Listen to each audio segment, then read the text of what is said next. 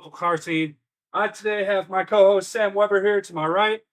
Today's guest of honor, Timothy Duncan with Captivate Ceramic Coating. Glad to be here. Oh Thank man, y'all. it's a beautiful day out too. Yeah, really, definitely. Really does stand out. And this breeze. Yeah, the breeze is real Solid. yeah, rain the past couple of weeks. But anyway, Yep. so Tim, Yeah. we're here today. We want to dig in your backstory. Yeah. Who you are, where you're from, what do you do, what do you drive? I mean, it's kind of the pieces behind this, but you can tell us the backstory on why it's in pieces. Yeah, That's the best for sure. For So- sure, yeah.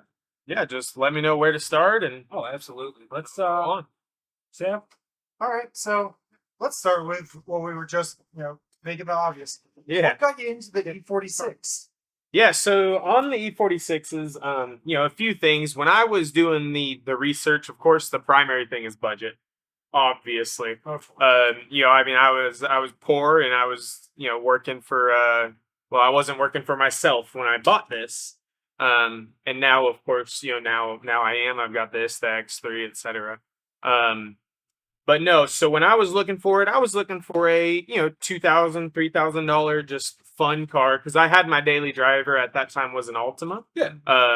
But no, I was looking for just a fun daily driver or, partially daily driver Project. and the E46 was at that, that price range. At that time I had an E30 as well. And, I was ready to get out of the E30 because I didn't really like the show game. I kind of wanted to get into the performance. Yeah. The performance game. E46 is often known as, the best chassis. Obviously not in compared to the new ones, clearly, but just in the past, in that series, it was known as one of the best vehicles just in general. And then the chassis within BMW, the E46 M3 is, absolutely legendary. It's like the top M3 if you're on a semi-budget. Yep. Yeah, for sure. And of course, mine's not an M3. Like I said, I was poor. But it's the 328 Ci is what mine is. So mine has the M52 TU V28, which is the technical update to the M52 engine, which was an E36 engine. Okay. Yeah. So this engine, I do believe it was only in the 99 and 2000 in the E46s. And then, of course, they switched to like what you're familiar with, the M54, which had, the B25, B30, whatever. But no, this engine had dual Vanos, which is something I really wanted just for my style of driving. And, Tail of the Dragon is something we do a lot in this, which you can see by the, the banner. But for Tail of the Dragon and then just my styling and the engine is, it's a reliable engine. It's known to be reliable, and that's something nice when you're considering budget. Yeah. So budget vehicle, what do those put out horsepower wise? yeah, so it's 190 stock. Okay. And then this one, I think it was like 200 torque stock. Okay. So this one had a little bit more torque than horsepower. But then like the M54s, and then if you swap like an old generation intake onto these, you can make it to where the horsepower number is higher than the torque number. Oh, okay, yeah. But the M54s had I believe they had a higher horsepower compared to torque. Okay. But yeah, not much, but from the factory, they come about 3,000 pounds. This one, I've done about a little bit over 500 pounds of weight reduction so far. So around 2,500 pounds with that same horsepower number. But I have, I've taken off, an AC, which people say it doesn't do anything, but it very clearly did. Okay. And then, I've done like secondary air pump intake. Right now, the reason it's apart is we're doing, so catless headers, and then I'm going to do a full custom just intake system that I'm going to make while it's apart. And then we're also getting rid of the secondary air pump and then a tune. So after this, I don't really know what the expected horsepower number is, but I mean, probably like 230, honestly, realistically. Yeah, every little bit numbers. Exactly. You know what? With all the weight reduction and that, I'm not in this car very deep. Mm-hmm. Even with the purchase, the most expensive thing was the coilovers. Yeah. And they're Cygnus Performance, which is like based off of the Fortunato coilovers. So they're a solid set of. I paid more for the coilovers than the car, actually. Funnily enough. Okay. Here I am with some secondhand TN basics from like 2001 I just put on, and I'm just like, Hey. All that on stock description? no. Well, you know what? I mean, it's not, it's not as necessary on some cars. Yeah. Different cars are meant for different things. This thing, it's a garage princess. It sits in here, probably 340 days of the year, and then goes out, very rarely, because I have the X3. Why, why would I drive this? Yeah. Besides for fun. Yeah, I remember seeing it for the first time at the Christmas cruise, and I was like, I looked it over. I'm like, Yep. what? What's going on here, man? And we're just like, yeah, I know. Yeah. It's like, so you must get that a lot. Oh, A lot of people just kind of take a peek on the inside, and they're just like, wait, where is everything? Yep. Especially down here. So down here, in South Georgia, it's a drag racing scene. Yeah. So down here, people are like, well, what the heck? And then they hear the horsepower number and they're just like, what? Yeah. Yeah, that doesn't, my truck has 400. Like, Okay. I get it. That's but cute, but your truck's also I was 6,000 about to pounds. say. Exactly. And, take your truck out on a mountain road and, then tell me your truck has Take it 600. down to the dragon. You let me know how that works. And that's exactly. So it's abnormal, or it's an abnormal style for the area. But there's certainly people, especially like Sam, or there's Rick or Austin, the people that do like autocrossing and stuff like that. They certainly appreciate it a little bit more than the typical. But it's really nice when I go up to like Tail of the Dragon and North Carolina, just that general area, because then people are they know what it was. It's more expensive. Exactly. Yep. But yeah, so basically, it was cheap at that time. They're not cheap anymore. No, they're not. And it was extremely moddable, at that time. And then, it had black leather. It was manual. It had all the bells and whistles. Yeah. And like I said, I was poor and I wanted to look rich. So hey, I bought a BMW. Yep. But yeah, that's basically why the E46. Cheap and good.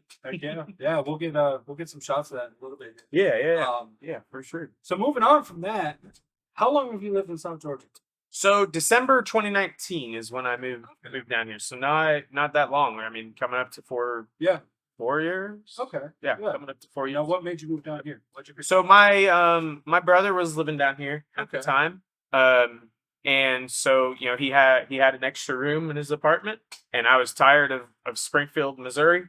Tired of the weather, tired of the people, tired of the atmosphere, everything. So my brother, he offered for me to move into the apartment. And offered, really, obviously a really good deal. He was letting me stay there for a little bit until I got, my legs, are on the ground running. And sure enough, about a year after I got here, I moved out of there into another business owner's, Vinyl Destination Graphics. Actually, I moved into his house with him.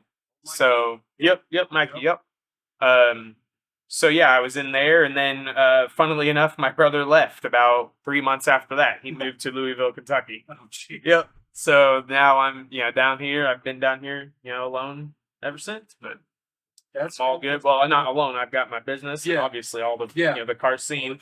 Thankfully, the car scene has developed a lot. A lot in part to the local car scene or local scene cruise nights. That event's been fantastic, and it's been really key in redeveloping the scene around here. And it's helped. You can just drive around now every day and see a modified car. When I moved down here, I was like, dang. I freaking moved to Florida. Yeah. Or the villages. I moved to the villages. Yeah, I was the same way when I moved down here. My story is actually kind of similar to yours. Okay. Brother was in the Air Force. He was stationed down here. I was sick in northern New York. And he's like, come on, I got an extra room.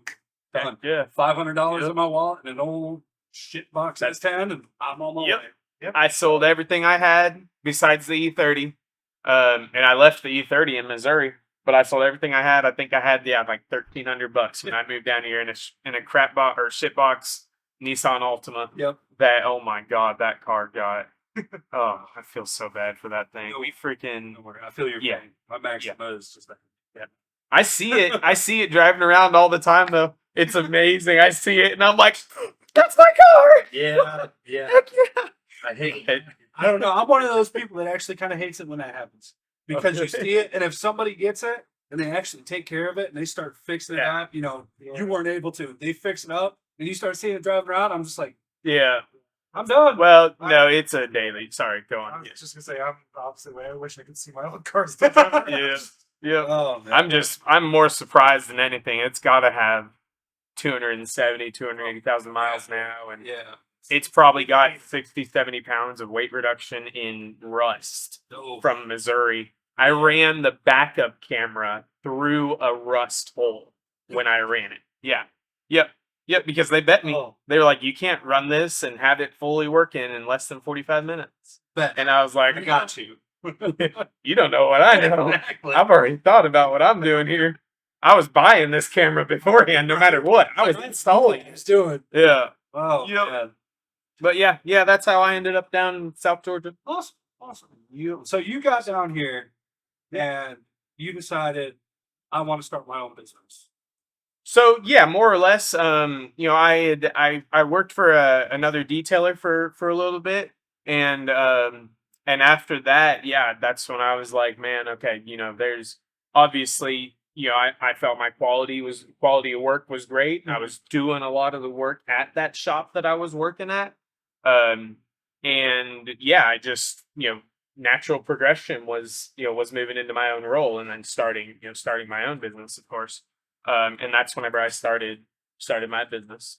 Okay. Yep. And how long have you owned your business? So we're coming up technically July of this year will be 3 years. So yeah, coming up to 3 years. So the majority of the time that I've been down here has been my business. Yeah, that sound was. You're something crashing. Yeah. That's okay. There's a Caterpillar place over there. Keep crashing. Yep. So obviously you know your hand pretty well about detailing, paintwork, and everything. Right. Yep. What are some common mistakes you see people doing? Because it's always fun. Yeah. As having also been a detailer, I kind of get your perspective. What other things? Yeah. This ought to be good. Yeah. So, man, this is a great one. I love watching all the TikTok videos and crap of people washing their cars. It's great, but so honestly the number one thing is chamois. Oh God. Chamois. Number two thing is California dusters. Those are not good for your car. Neither chamois or California duster. And realistically, you can just feel it, and you should know. You should know. There's specific product. There's specific products that you can get at Advance for everything, and they're either cheaper or the same price as these products that damage your vehicle. It doesn't make any sense. Like, why buy a chamois when you can buy a microfiber drying towel for $3 cheaper? Yeah. It doesn't make any sense. It's simply because chamois was thought of as amazing or whatever for so long, and they are amazing, just for specific things. Yes, just not maintaining. Exactly. Yeah. If you got a brand new vehicle, then don't use a chamois. But on this, whatever. I'll use whatever. I don't care to dry this. It's not a big deal to me. But yeah, no. So chamois, California dusters, obviously Dawn dish detergent. Like, come on, man. Come on. Dawn's a no-go. That's for sure. But yeah, those are the main ones when it comes to washing, for sure. If you just wanted to call me out, you could have just said it. Well, now you know. Now you know, and now you can do better. Now I can improve. Yeah, two bucket methods are the best thing to do for sure. And that's where you have just 2 buckets and grit guards, and then soap. That's all you need. At the end of the day, that's all you need to maintain your vehicle. Well, learn something new every day. Yep. All right, guys, we're gonna take a quick break real quick, and we are going to throw it to some of our sponsors for today's podcast. Hey guys, we're taking a quick break real quick to hear a word from our sponsors. We really appreciate them with our first episode on the podcast. Our first sponsor today is Dent Recon. Do you have unsightly door dings or dents? Do you want to easily fix them without the need for expensive bodywork? Then you need to contact Dent Recon. Locally owned and operated with over 10 years of dent repair experience. Give Dent Recon a call at 229-216-9797 and get your car looking like new again. And our second sponsor on today's podcast is Isaac Quayle's Quality Pool Care. If you have a pool and you're tired of the maintenance to keep it clean year-round, then you need to give Quayle's Quality Pool Care a call at 229-539-6632 or check them out on Facebook. They're licensed and insured to handle all of your pool cleaning needs, from weekly maintenance to equipment repairs. They service the entire South Georgia area. And if you would like to be a sponsor on any of our podcasts, please reach out to any of your local scene admins or reach out to one of our contacts listed on the screen below. Okay, and we're back. So, we've already now discussed the mistakes that some people make when they're cleaning their cars up. Not pointing fingers. But since you do know exactly how to do it, why not give us a little insight into what your business is and what you actually offer? Yeah. So my business, our name is Captivate Ceramic Coatings. So I mean, I'm not even gonna lie. How we came up with the name, nobody knows this. Literally, this is the first time I've ever said this. Only two people in the world know this. How we came up with the name was Google algorithms. Yep. You know what? So Google, if it works, it works. Yeah, Google's happier when you use a capital or letter or word multiple times. Google's happier. So Captivate Ceramic Coatings, CCC.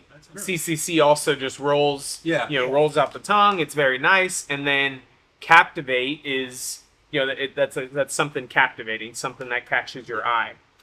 So it goes in with paint correction, like on the the El Camino back there. I should have done the half and half on the tailgate, but you can it most definitely catches your eye, quite literally, when you see a vehicle that has a ceramic coating on it, especially from G-Technique, so our Crystal Serum Ultra or Crystal Serum Light. When you see a vehicle with those on it, you know. It's very obvious, and then especially in the rain or if you get water on it, it's just it's gorgeous. That's really the only way to describe it. That's actually, I've got my card right here, and the back of it is that's my car. That's the beads on my car. Okay.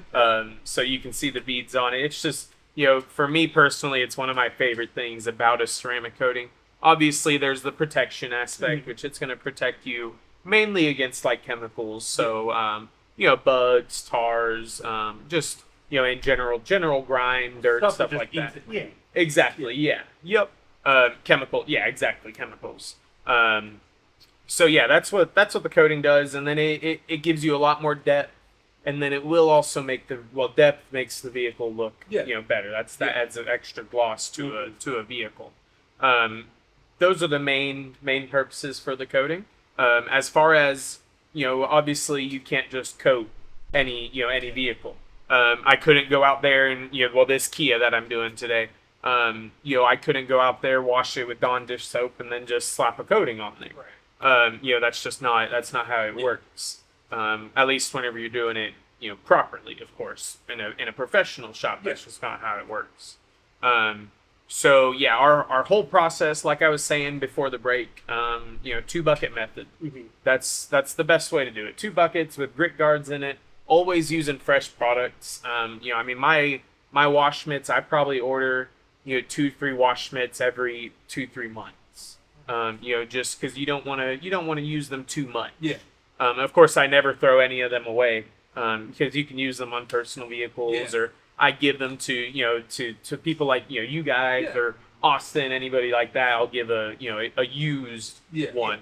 But yeah, using fresh equipment is one of the biggest things that people just don't think about. And then grit guards in your buckets. A lot of people don't even know what grit guards are, and what they are is it's a grit guard. It's a piece that goes into your bucket, And usually, well, some of them will have like a little area for dirt to run off into and catch. But essentially, what it does is it keeps the dirt out of the top part of the wall. That way, that every time you put your wash mitt in there, you're not getting little dirt particles on your wash mitt and then washing your car and scratching your car, swirling your car, whatever. But yeah, no. So we do our wash with our 2-bucket method, and then we got to do like a clay bar, or, a clay bar treatment, or a decontamination treatment is what we could call it. And then of course, bring it inside. That's when we got to do either a paint enhancement or a paint correction. A paint enhancement is generally reserved for just oxidation, pretty much, or like a brand new car. On this Kia, it's got 64 miles on it. And so I'm doing a paint enhancement on it. There's not a single. I've gone over it with my my lights, my mills scanners, and everything. There's not a single imperfection on this vehicle. So doing just a paint enhancement is just fine. In cases like this El Camino, it was painted 20 years ago. Yeah. I mean, it's great paint, and it's got a crazy amount of clear coat on it. So now it just needs a paint correction, and that's where we're gonna go through and cut the surface and then buff the surface or polish the surface. Okay. So that's known more of like a multi-stage paint correction. After the paint correction, that's when we can get rid of all the residues with like an alcohol bath, and then we can actually finally apply the ceramic coating. Okay. Yeah. Yeah. So that's what ceramic coatings do. That's what the business does. Paint corrections and ceramic coatings is our primary thing. Captivate ceramic coating, of course. We do a little bit of auto detailing, here and there, mainly for repeat customers. I don't really offer auto detailing to the general public usually. However, if I don't have anything scheduled on a Tuesday, I'm not going to say no to money. That's absolutely dumb. If I can do the job, I don't have all the equipment for auto detailing, so like I don't have a steamer. I don't have a few things that true auto detailers need. But those jobs I've got people that I could refer you to, of course. And I've never had a single person complain about a referral or about services gotten from me, of course. So that brings up another point.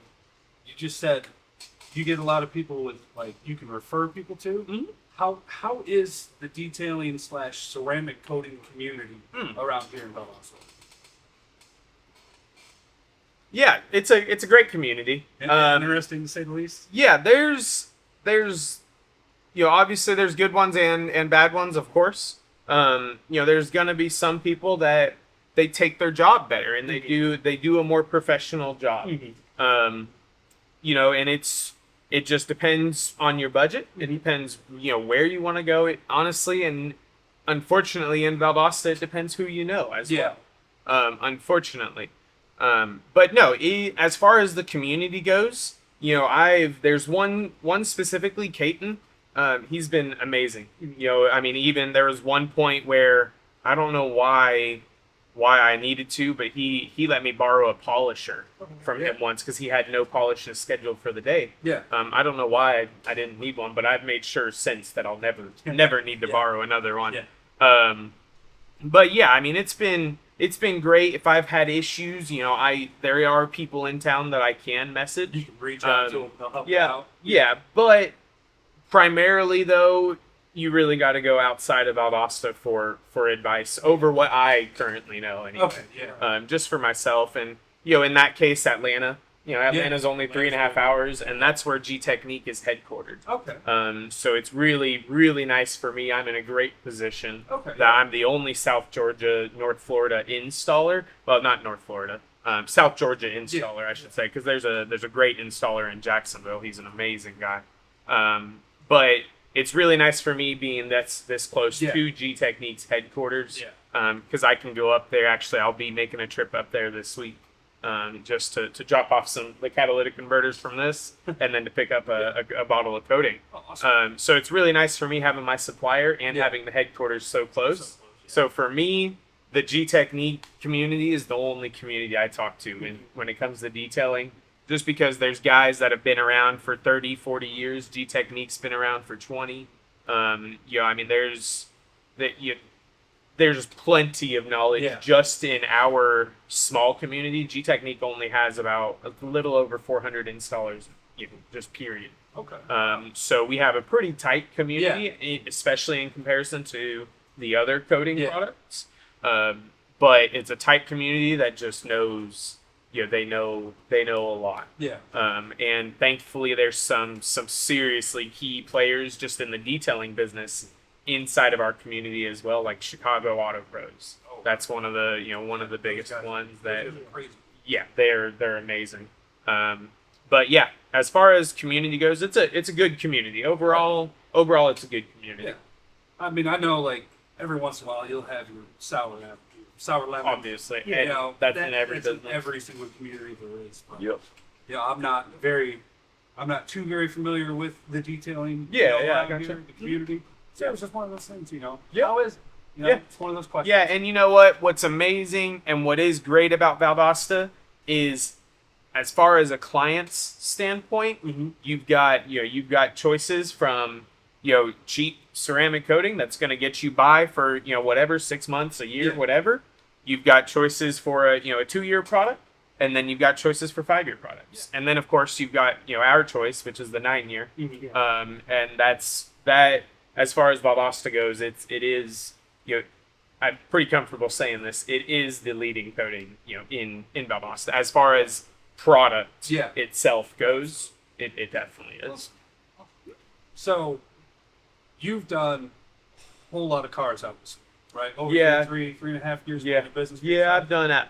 Well, I've done at least 100, 150 probably, somewhere. more so. Yeah. So, Yeah.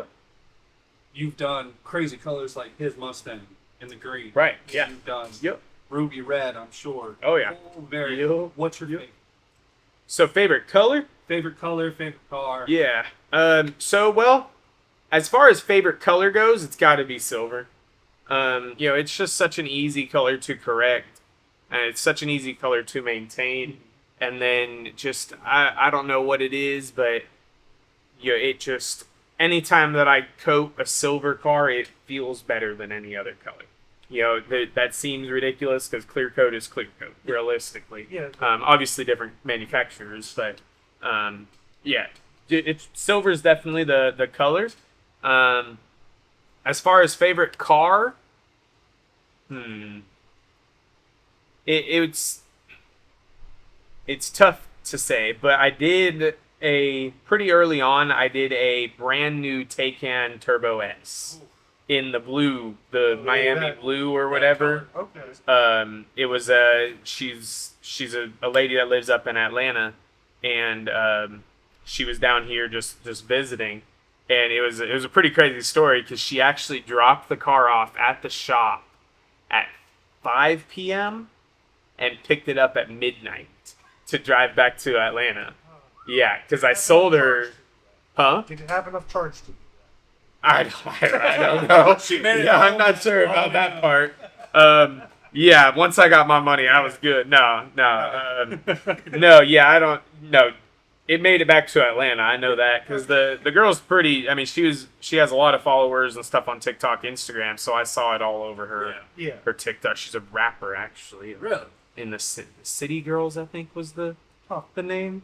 No Yeah. idea. Yeah, that's what I said. Somebody else told me about it, and I was like, oh, okay, sweet, heck Cool. yeah, cool. Yeah. I'm happy about that. She has a really nice car. Yeah. But She's happy with how it came out. yep. That's Oh yeah, nice. she loved it. The best part about it though is it was at another shop the day that I got it.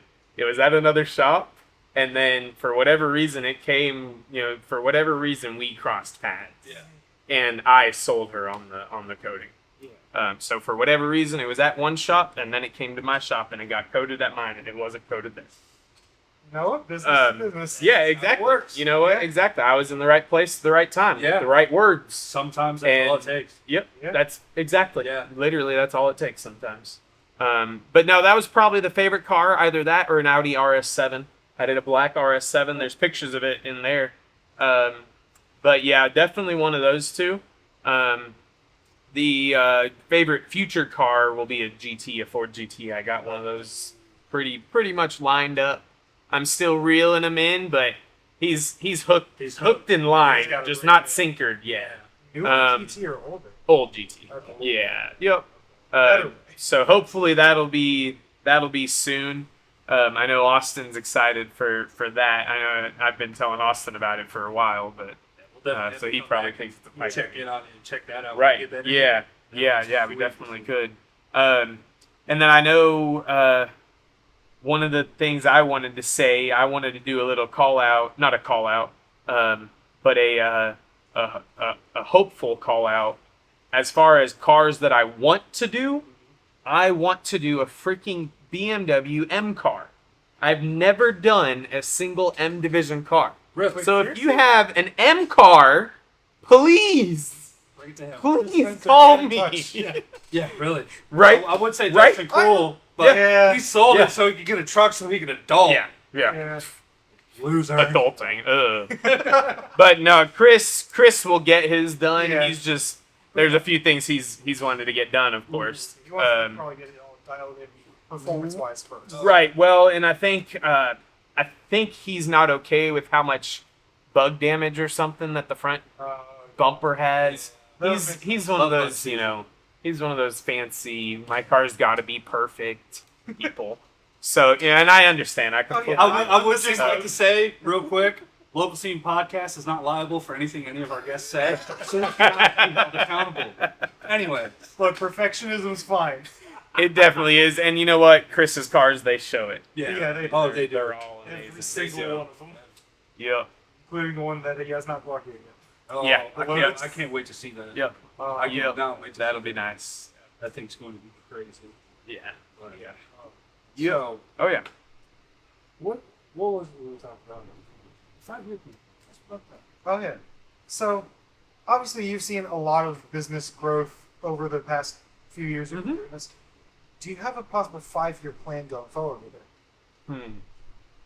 Put him on the spot. Yeah. So, yeah, I mean, of course, I've got a personal 5-year plan, of course. As far as business goes, a 5-year plan, honestly, I think involves either opening a new location or relocating. Not anything soon and not anywhere far. Yeah. I will say that. So, and it can't be, well, I probably could do Jacksonville just because of like the population, but G Technique has an exclusivity. So, and of course, there's that wonderful shop in Jacksonville, Firehouse Auto Spa, and he does PPF as well. He's amazing. I've sent numerous customers down that way. So Jacksonville, is an iffy one, but maybe like a Tallahassee or like a Gainesville. Yeah. So somewhere not far, because I love this area. Yeah. I love the South Georgia, North Florida area. So I really do want to stay in the area, and I do love the business. Yeah. So 5-year plan, hopefully will, the number one thing will be expansion. Just like you said, in the last year, we expanded into this shop. Yeah. Which was, realistically in usable space, about 3-4 times bigger, and to have an office. So that's really nice. Now I can keep vehicles for, like the El Camino. It doesn't need to be done for 2 weeks. Yeah. But I can keep vehicles like Yeah. that now, versus at my last shop, it would be I'm sorry. One car in there. Yeah, That's it. exactly. Yeah. One car in there. Here I can keep my car and another car, and I can still have a bay to do the work. Yeah. So yeah, it's really nice. Hopefully expansion, within the next year or two is a just fully 100% my own shop. And then after that would be, natural progression would be, not relocation, but opening up a new location or, like a mobile thing. One of the things I've always wanted to do is like a pickup drop-off service. That way I can expand without having to relocate. Yeah. If I can offer a, professionally, insured transportation service from Tallahassee, to Valdosta, coat your vehicle and then bring it back to you. Or what I would like even more would be one that I could do the work in. a big trailer. Yeah. And that, there's so many ways you can go with with a business that's able to be mobile.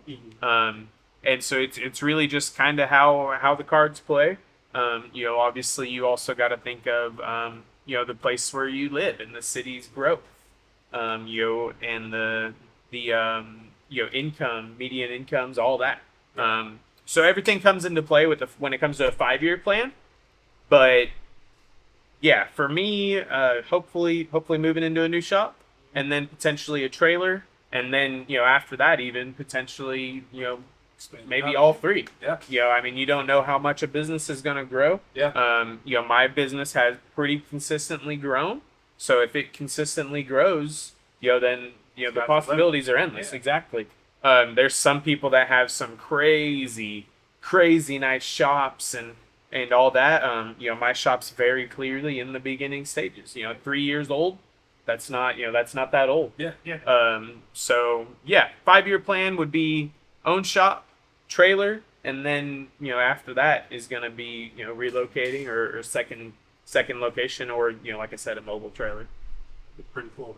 I don't think I've ever seen a ceramic coater with a mobile trailer that they can actually do. Yeah, I've not. That would be It'd be pretty cool, and to keep it professional, yeah. it would be really easy. But thankfully, I've got Mikey right here that I could easily get the trailer wrapped. Yeah. And outside appearance is oftentimes going to be more important than the inside, the workplace appearance. Yeah. Because at the end of the day, it is about the work that's getting done, and it is about the protection that you're getting from the ceramic coatings, and also natural progression is PPFs as well. So getting back into PPF would be really nice, because I was doing it for a while, but it's just not. It wasn't working out. Is what I'll say. It wasn't working out, and that's just because the wrong shops, the wrong areas, the wrong equipment. Yeah. Exactly. Yep. And what's really nice about it is I've got PPF left over for my personal vehicles, or even for friends' vehicles, and so it's not I don't take a negative from it at all. Yeah. I know I want to do it in the future. I just have to obviously we'll have to have the right equipment. Yep. I think that covers it. Sweet. I mean, Yeah. that was, for the first one, that was actually Pretty good. Yeah, I mean, it that felt was good. easy. I'm sitting here, my Felt nerves good, are going, felt and I'm just like, consistent. but anyways, guys, so that was it. The official trial run of Local Scene Podcast. We hope you guys view, like, subscribe, do all that good social media stuff. Anyways, If you have an M car, reach out, please. that part. Anyway, guys, I'm Ben. This is Sam. Appreciate it, Tim. Yes, sir. Y'all have a good one. Appreciate y'all.